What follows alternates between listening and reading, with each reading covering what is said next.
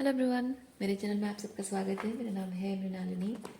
चलिए देखते हैं इस रीडिंग में यूनिवर्स आपको क्या मैसेज देना चाहते हैं। जय यूनिवर्स, प्लीज बताइए जो भी कलेक्टिव इस रीडिंग को देख रहे हैं उनके हाईएस्ट गुड के लिए आपने क्या बताना चाहते हैं।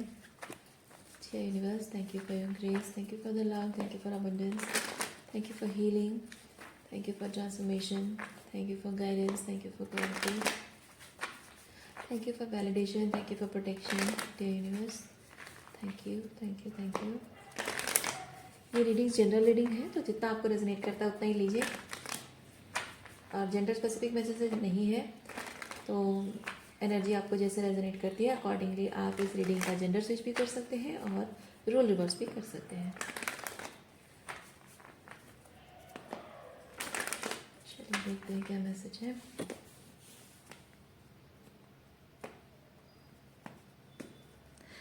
ओवरऑल एनर्जी है टोटलिटी। Totality, okay.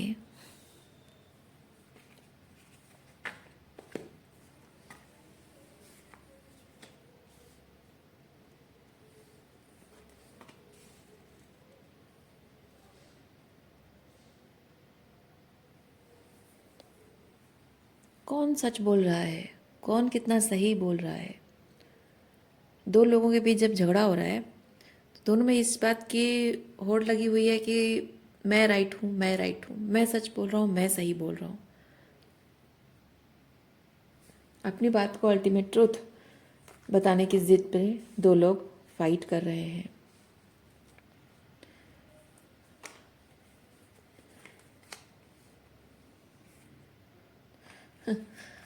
और दोनों को ये चीज़ पता है कि दोनों कहीं ना कुछ गलत कर रहे हैं। यस, दोनों को ही पता है अपनी अपनी तरफ से, लेकिन इस बात पर कोई बात नहीं कर रहा है, नहीं बात करना है, क्योंकि मुझे जीतना है। हर दोनों का इंटेंशन ये चीज़ है कि देखिए, ये इधर दोनों की एनर्जी है, या आपकी है या उनकी है, जिससे रेजोनेट करता है वैसे लीजिए। ओके, सो जो भी यहाँ पे जिद पकड़ के बैठा हुआ है कि नहीं मुझे ही जीतना है, मुझे ही सही साबित होना है, अगर उसको एहसास हो भी गया फिर भी वो एक्सेप्ट नहीं करना चाहता कि उससे गलतियां हुई हैं। Holding back the apiology, holding back the accountability, क्योंकि इस इंसान को ये चीज़ लगता है कि थोड़े टाइम बाद सब कुछ भुला दिया जाएगा। मतलब आप भूल जाओगे, थोड़े टाइम बाद आप भूल जाओगे, गुस्सा ठंडा हो जाएगा, शांत हो जाओगे, फिर उसके बाद उस बारे में बात ही नहीं होगी, दूसरे टॉपिक पे दूसरी चीज़ों पर बात करेंगे, उस टॉपिक पे बात ही नहीं होगी।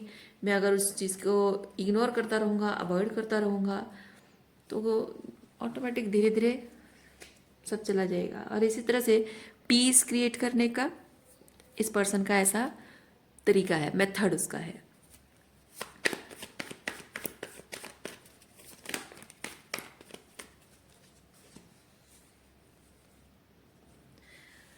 आप लेकिन ऐसे नहीं हो। आप चाहते हो कि हाँ चलो ठीक है, जब झगड़ा हुआ था तब उस वक्त एकदम हॉट मोमेंट था, बात नहीं हुई, गुस्सा ठंडा होने के बाद बात करना चाहिए, गुस्से में बात तो हो नहीं सकती है। तो गुस्सा ठंडा होने के बाद फिर आप जब उससे मिलने गए हो, बात करें, क्योंकि यहाँ जैसे मैंने कहा दोनों को रियलाइजेशन हो रही है, आपको भी रियलाइज हो रहा है कि आपसे गलती हुई है, और अपनी गलती को रियलाइज करने के बाद आप यहाँ पे अपनी गलती को सुधारने आए हो। ओके, आप अपनी गलती को सुधारने आए हो, लेकिन उसके लिए आपको सिर्फ सॉरी बोल देने से काम नहीं चलता, आपके मन को सुकून नहीं मिलता है सॉरी बोल देने से। आप उस टॉपिक पर फिर से बात करने आए हो कि हाँ उस दिन ऐसा सब हुआ था, ऐसा हुआ था, सो मुझे लगा कि ऐसा था वैसा था, सो आई एम सॉरी, और मैंने गलत किया, तो वो चीज़ है।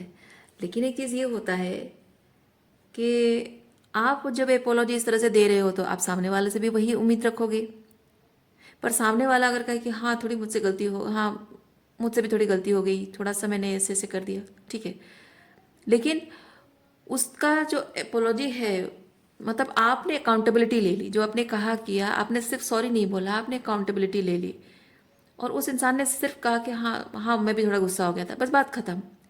लेकिन उसने जो कहा किया उस बात की अकाउंटेबिलिटी नहीं ले रहा है। यानी कि जो गलती उसने पास्ट में की थी अब फिर से वही चीज़ रिपीट भी करेगा और शायद कर भी रहा है। और जब वही चीज़ रिपीट कर रहा है तो आप उस इंसान से उसी चीज़ की अकाउंटेबिलिटी फिर से मांग रहे हो। और जैसे ही आप उसी चीज़ पर फिर बात करने लग जाते हो तो वो इंसान को गुस्सा आ जाता होगा कि तुम तो पुरानी बातों को लेकर बैठी हुए हो। माना कि उस दिन झगड़ा हुआ था, एक दिन हमने बात कर लिया, अब इसी चीज़ पर इस टॉपिक पे इतना लंबा बात करने की क्या ज़रूरत है। या फिर अगर उसके पैटर्न ऑब्जर्व करने के बाद फिर से थर्ड टाइम कन्वर्सेशन हुआ है तो भी शायद उसको गुस्सा आ रहा हो कि अरे यार तो उस दिन तो बात की थी, उस दिन तो सॉरी बोला था मैंने, अब फिर से वही बात लेके बैठ गई हो। वो चीज़ भी हो सकता है।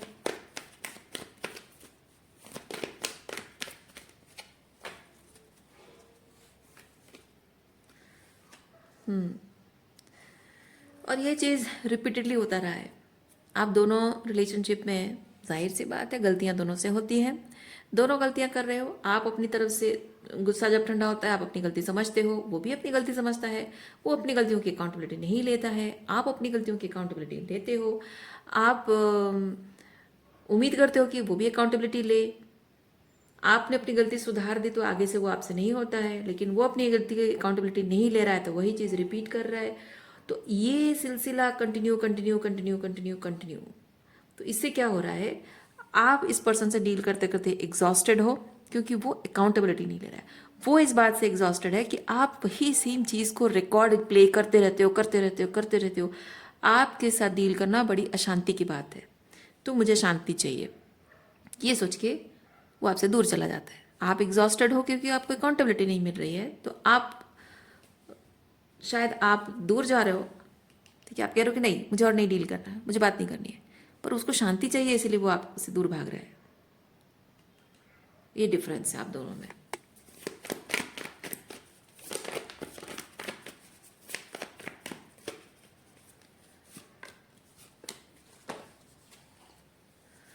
Adventure and participation.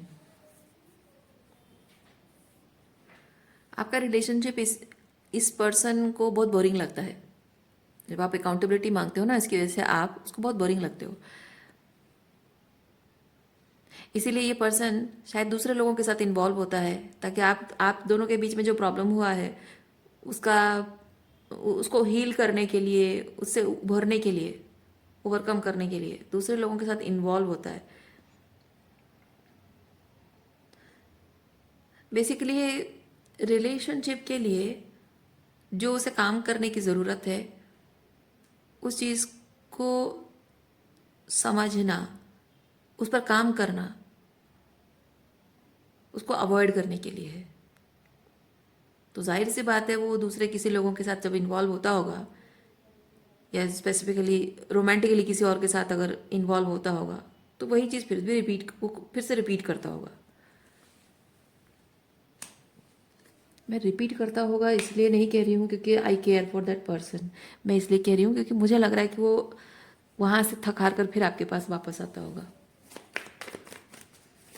ऐसे लोगों के ना ऐसे पैटर्न्स होता है, जहाँ ज़्यादा प्यार मिलता है, जहाँ एम्पैथी ज़्यादा मिलती है ना, वहाँ वो मधुमक्खी की तरह खींचे खींचे वापस आते हैं।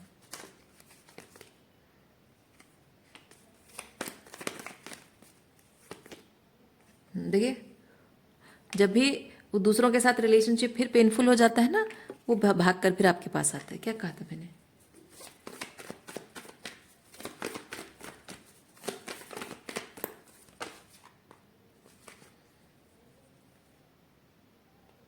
नहीं, ये नहीं लेंगे majority.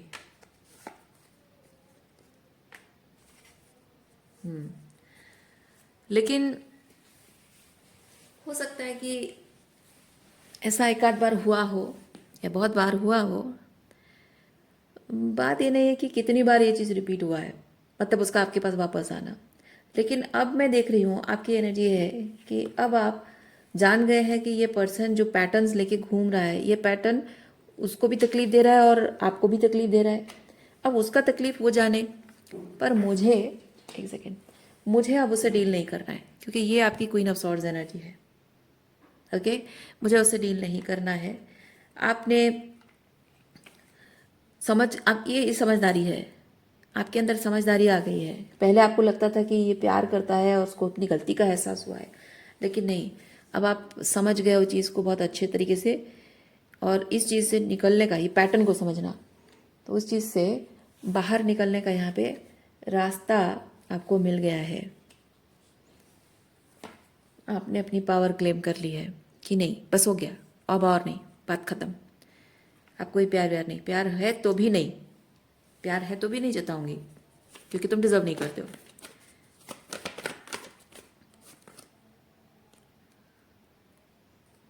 Page of wands, okay, इसको रखते हैं यहाँ।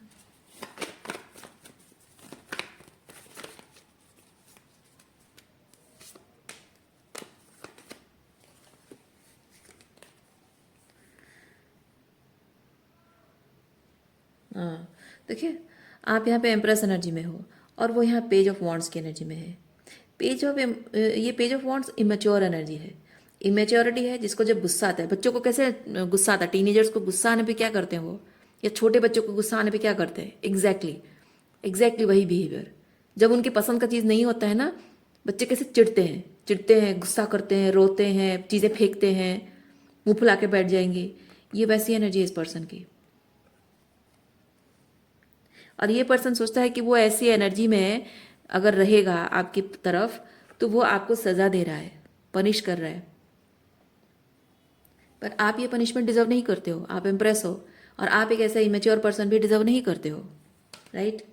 आप अपने लिए, कहाँ गए एम्प्रोर, ये आप अपने लिए एम्प्रोर डिजर्व करते हो, जो कि रिलेशनशिप में जब भी प्रॉब्लम आती है वो ऐसे इमेच्योर बच्चे की तरह ना बिहेव करे और समझदारी से काम ले। मैच्योरिटी, कहाँ गया मैच्योरिटी कार्ड, है ना, मैच्योरिटी से काम ले और चीज़ों को समझे कि रिलेशनशिप में ये प्रॉब्लम हो रही है। सो आपको तकलीफ हो रही है, उसको भी तकलीफ हो रही है, तो इस प्रॉब्लम का सोल्यूशन निकालना पड़ेगा, कुछ बात करनी पड़ेगी, सीरियसली उस पर वर्क करना होगा। ये होता है एम्प्रर। लेकिन जो ऐसे इमेच्योर एनर्जी में होता है, रिलेशनशिप में जब प्रॉब्लम आती है, कहते हैं उफ, तुम मुझे क्यों परेशान करती हो, क्यों प्रॉब्लम क्रिएट करती हो, क्यों मेरी प्रॉब्लम बढ़ा रही हो। क्योंकि बच्चे प्रॉब्लम हैंडल नहीं कर पाते हैं, है ना, बड़े कर पाते हैं। बच्चे प्रॉब्लम होते ही चीखना, चिल्लाना, रोना धोना, नखरे करना, टेंट्रम थ्रो करना शुरू हो जाता है। बच्चों को डिसिप्लिन करो, नहीं मानते। बड़ों को पता है डिसिप्लिन की वैल्यू क्या है ना, वही चीज़ है। और ये पर्सन ये सब हरकतें करके इसको लगता है कि आपको सज़ा दे रहा है, पनिश कर रहा है, और ऐसा पनिशमेंट देने से आप डर जाओगे, घबरा जाओगे और उसके पास वापस आ जाओगे। वो जैसा चाहता है उस हिसाब से आप चीज़ें करने लगोगे। बर्डन,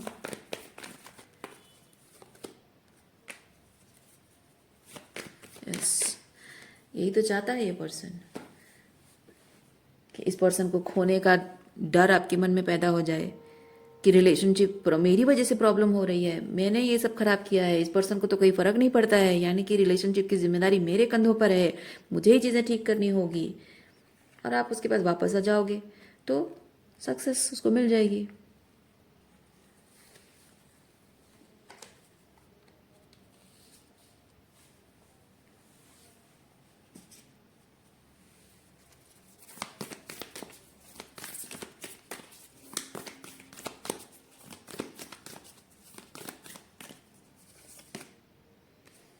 जज, आपको अपने डिसर्नमेंट का इस्तेमाल करना होगा। भावनाओं में बहकर इस रिलेशनशिप में आप नहीं रह सकते हो। देखिए, भावनाओं की बेसिस पर अगर आप कुछ कर रहे हो और रिलेशनशिप को सरेंडर कर रहे हो, जो ट्रू लव जैसे फील करते हो ना, प्यार, किसी से प्यार जब फील होता है तो आत्मा उस रिश्ते को सरेंडर कर जाती है। लेकिन ये तभी काम करता है जब सामने वाला भी उसी प्योरिटी से आपसे प्यार करता है, उसका लव भी उतना प्योर है। तभी जाकर आप अगर एक रिलेशनशिप को कमिट कर रहे हो तो सामने वाला भी आपकी उस कमिटमेंट की वैल्यू करेगा, सम्मान करेगा। जैसे कि यहाँ आपके एम्प्रेस एनर्जी को किस तरह से पनिश करने की कोशिश की जा रही है ना, आपकी एम्प्रेस एनर्जी को रेस्पेक्ट नहीं किया जा रहा है। तो इसीलिए आपको कहा जा रहा है कि जहाँ आपकी भावनाओं की कदर हो वहाँ अपनी भावनाओं से चीज़ों को डील करो, इमोशनली सरेंडर करो, वो वहाँ चलता है, सही चीज़ है। लेकिन जहाँ आपकी भावनाओं की इज्जत नहीं हो वहाँ अपनी भावनाओं को पूरी तरह से क्वीन ऑफ सॉर्ड्स की एनर्जी में उन लोगों से अपनी फीलिंग्स को बचाना, ये ठीक है। अपनी फीलिंग्स को ऐसे लोगों के साथ शेयर नहीं करना है, अपना प्यार, अपनी एम्पथी ऐसे लोगों के साथ शेयर नहीं करनी है। वहाँ आपको ऐसे क्वीन ऑफ सॉर्ड्स की एनर्जी में आना होगा। You have to be very discerning, very practical. अपने आप को प्रोटेक्ट करने के लिए बहुत ज़रूरी है ये। ओके, सो अभी के लिए इतना ही है। उम्मीद करती हूँ इस रीडिंग से आपको कुछ क्लैरिटी मिली हो। मैं आपको नेक्स्ट रीडिंग में मिलती हूँ। अपना ख्याल रखिए, खुश रहिए, बाय।